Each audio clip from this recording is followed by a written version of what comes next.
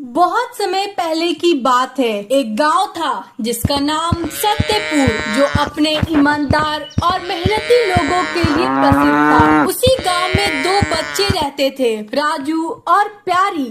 दोनों एक ही कक्षा में पढ़ते थे, लेकिन स्वभाव में बिल्कुल भी भिन्न थे। राजू पढ़ाई में तेज था, परंतु उसे शॉर्टकट में विश्वास था। वह चाहता था कि बिना मेहनत के उसे सब कुछ मिल जाए। दूसरी तरफ प्यारी ईमानदार, मेहनती और दयालु थी। राजू उछलता हुआ कहता है कि प्यारी, मुझे नहीं समझ आता तुम इतनी मेहनत क्यों करती हो। देखो ना, अगर थोड़ी चालाकी से काम लिया जाए तो सब आसान हो सकता है। प्यारी मुस्कुराते हुए कहती है, राजू, चालाकी में अगर सच्चाई छूट जाए तो वो सच्चाई नहीं, धोखा कहलाती है। राजू उसकी बातों पे हंसता हुआ कहता है, हा हा, तुम्हारी बातें किताबी लगती है। देख लेना, एक दिन मैं तुम्हें बिना मेहनत के जीतकर दिखाऊंगा। हा हा। जीतने का असली मजा तब है जब रास्ता सही हो, वरना वो जीत टिकती नहीं। और दोनों वहाँ से अपने अपने घर की ओर चल पड़ते। एक दिन राजा वीरसेन ने एक बड़ी घोषणा की। गांव के सभी बच्चे के लिए एक परीक्षा होगी। जो बच्चा ईमानदारी, बुद्धिमानी और साहस में अव्वल निकलेगा, उसे मैं अपना विशेष शिष्य बनाऊंगा।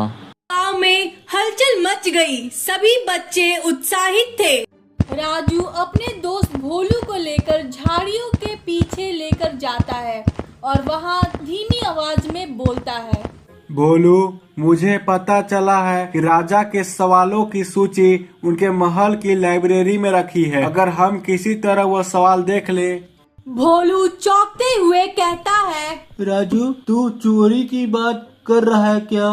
राजू हंसते हुए कहता है, अरे मूर्ख, इसे चोरी नहीं कहते, यह तो समझदारी है। भोलू डरते हुए कहता है, लेकिन राजू, अगर हम पकड़े गए तो? उसके बाद राजू कहता है, पकड़े नहीं जाएंगे, बस देखते जाओ कैसे मैं सबको मात देता हूँ। प्यारी अपनी दादी माँ से कहती है, दादी माँ, अगर कोई प्रतियोगिता जीतने के लिए गलत रास्ता अपनाए तो क्या वो सही होगा? बिल्कुल नहीं बेटी, याद रखो, झूठ का पाँव नहीं होता। सच्चाई धीरे चलती है पर गिरती नहीं। आप सही कहती हैं, मैं सच्चाई के रास्ते ही आगे बढ़ूंगी। प्रतियोगिता के दिन गांव के मैदान में एक विशाल आयोजन हुआ। राजा स्वयं वहां उपस्थित थे। 3 चरणों में प्रतियोगिता रखी गई। बुद्धि, ईमानदारी और साहस की परीक्षा।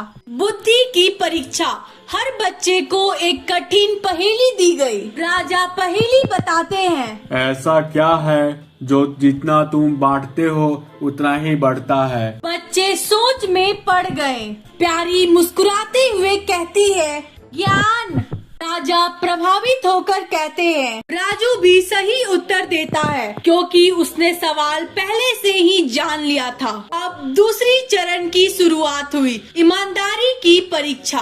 हर बच्चे को एक थैला दिया गया। राजा कहते हैं, कल इस थैले को वापस लाइएगा। जो जितना सही सलामत लौटाएगा उसकी ईमानदारी औकी जाएगी।